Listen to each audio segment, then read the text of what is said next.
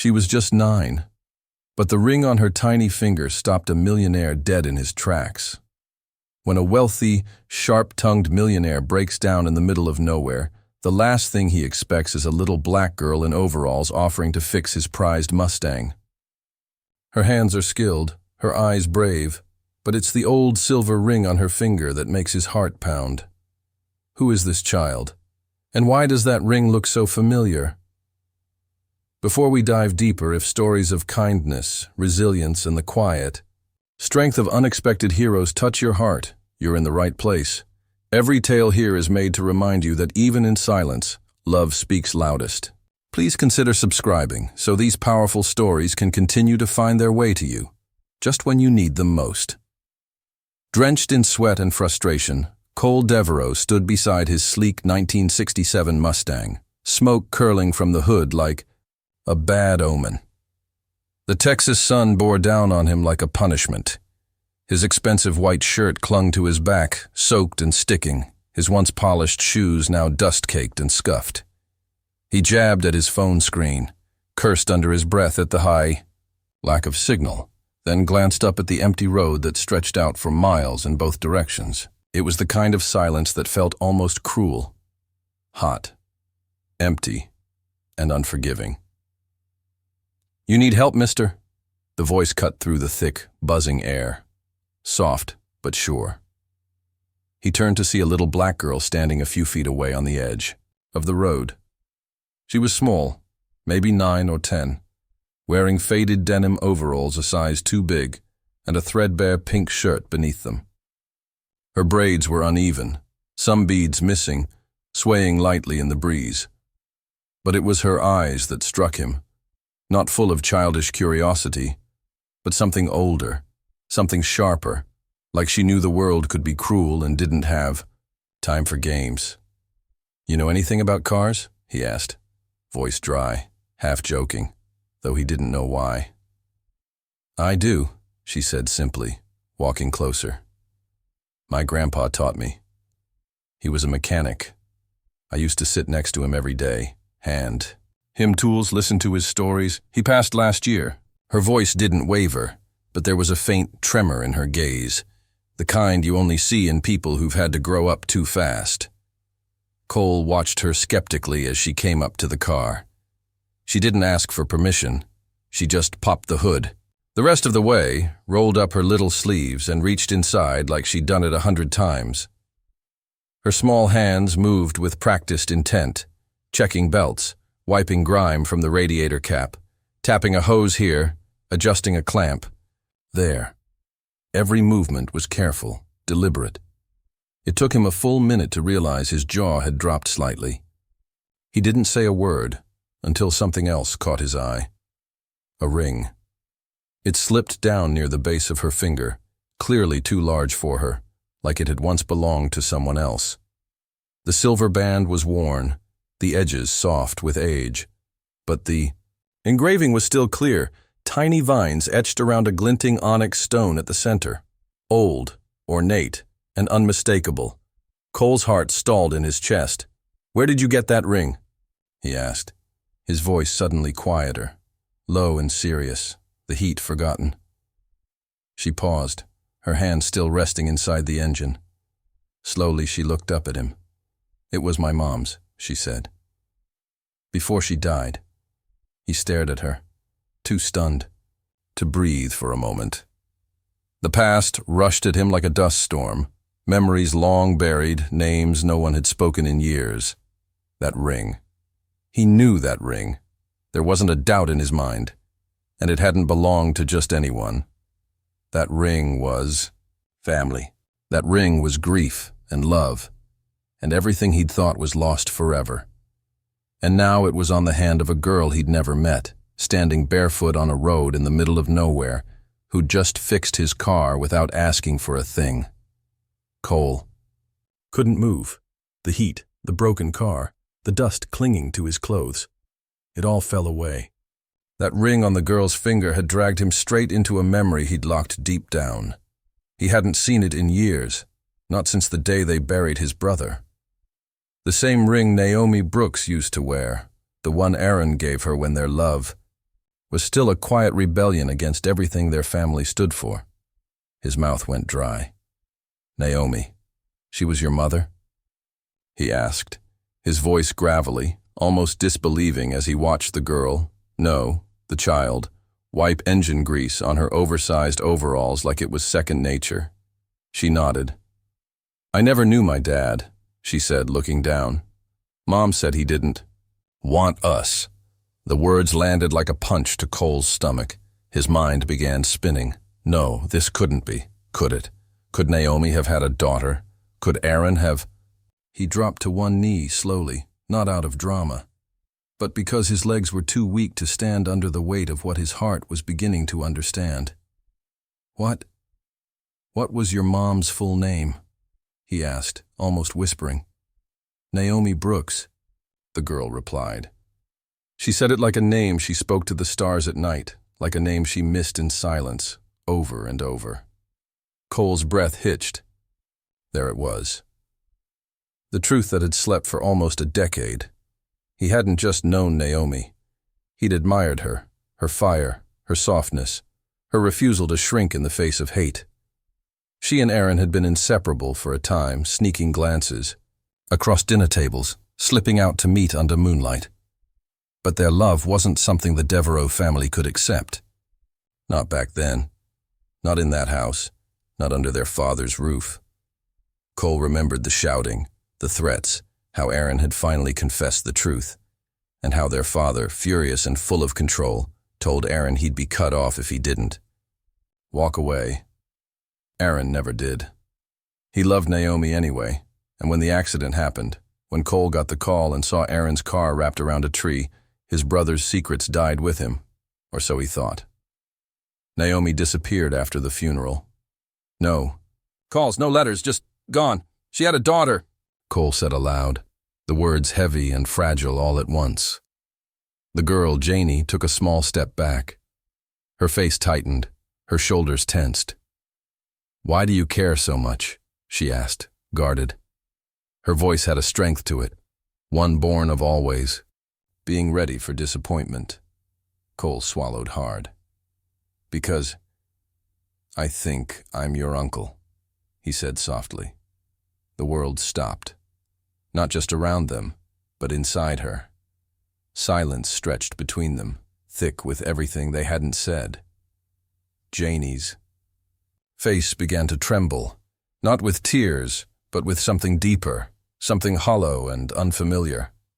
Her lips parted slightly, and she looked at him like she'd just found a piece of herself she never knew was missing. She didn't cry. She didn't rush forward. She just stood there, staring at this man who seemed to know her mother, who wore her sorrow like a coat that never came off. And for the first time in her life, Janie felt something stir in her chest, something warm, terrifying, and almost impossible to believe. Maybe she wasn't as alone as she thought. They sat on the hood of the Mustang, its steel still warm from the day's relentless sun, now mellowing into gold as it slid behind the pine trees lining the quiet Texas road. The air had cooled slightly, and the breeze carried the scent of wild grass and dust. The silence between them was not awkward. It was tender, healing in its own quiet way. Cole looked out toward the horizon, his thoughts tangled in memories both cherished and long suppressed. Beside him sat Janie, her legs swinging lightly above the front bumper, her fingers absently playing with the silver ring that still felt too large for her hand. He started to talk, not with some grand speech, but with the kind of small, intimate recollections that people only share when their hearts begin to stir awake. He told her about Aaron, his big brother, the boy who taught him how to skip rocks and sneak out past curfew, who filled the house with the sound of his guitar long before anyone knew the name Naomi Brooks. He described how Aaron would sit by the fireplace late at night, plucking melodies that didn't have words, like he was searching for something he didn't yet understand. Aaron used to talk about California like it was a promise, Cole said softly. He wanted to go there with Naomi, open a music shop, teach kids. Said he didn't care about the money or the Devereaux name. He just wanted to be happy. He paused, a smile pulling gently at his lips. He used to make up songs about her. One time he played this awful love ballad with way too many rhymes, and I told him it sounded like a shampoo commercial. He just laughed and played it louder. Janie giggled, her eyes wide and sparkling, and for the first time, Cole saw something unmistakable in her. Aaron's smile. Not just in the curve of her mouth, but in the spirit behind it. The same gentle rebellion. The same refusal to be ordinary. "I thought I didn't belong anywhere," she said after a pause. "At school, even with Mama gone, I just floated. No cousins, no grandparents, no one. I used to pretend I was from the moon. Like maybe I crash-landed here and just never found the way back." Cole turned toward her, heart aching at the weight of her loneliness. This little girl had been walking through the world like a ghost, carrying a legacy no one had ever acknowledged, much less celebrated. She carried her mother's absence like armor and wore her silence like a shield. "You belong with me now," he said gently. "Your family." She looked at him then, not suspicious, but wounded, like a stray animal that had known too many empty promises. "You don't even know me." Cole didn't flinch. "I know enough," he replied. "You saved me, fixed my car like it was nothing, and you wore that ring like it meant something, like you were holding on to someone who never stopped loving you." He took a breath. "And maybe you opened a door I didn't even know I'd shut." The wind blew softly, and for a moment, the only sound was the distant rustle of leaves and the slow chirp of crickets awakening for the night. Janie said nothing, but she didn't move away either. The Mustang eventually coughed, then rumbled. Back to life, the engine warm and obedient under the girl's careful hands. Cole could have driven off then. He could have offered her a ride home and gone back to his penthouse in Dallas, convinced himself it was enough to make peace with the past. But something had shifted. He couldn't leave. Not now. Not after what he'd seen in her. His brother's defiant grin, Naomi's quiet courage, and a depth of strength far beyond her years. "Come with me," he said simply. "I've got space. Too much of it. You can stay for the weekend, or longer, if you want." She looked at him sideways. "You rich or something?" Cole chuckled. "Something like that." "And you live in a mansion?" "I do, but it's a lonely one." That made her pause. "I've never been in a mansion before." "Well," he said, "every table needs someone at the head of it." She chewed on her lip. "And what if I break something? Then we fix it," he said without hesitation.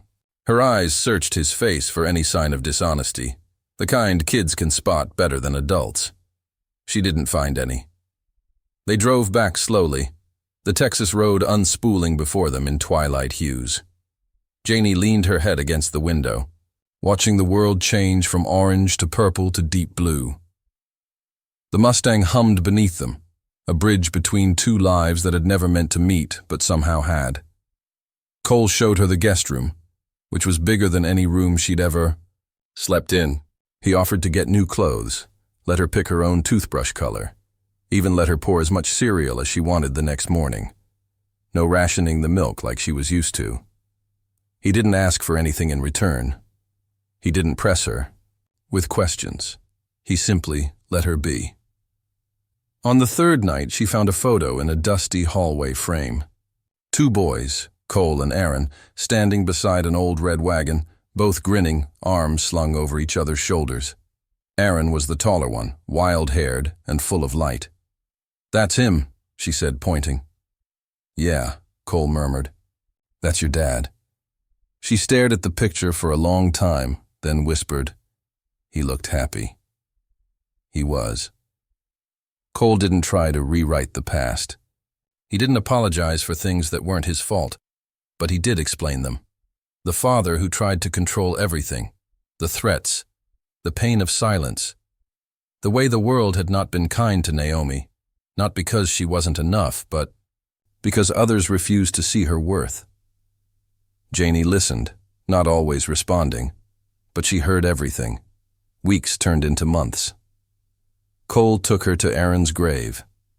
They brought flowers, her choice, wild sunflowers, like the ones growing on the side of the road where they met.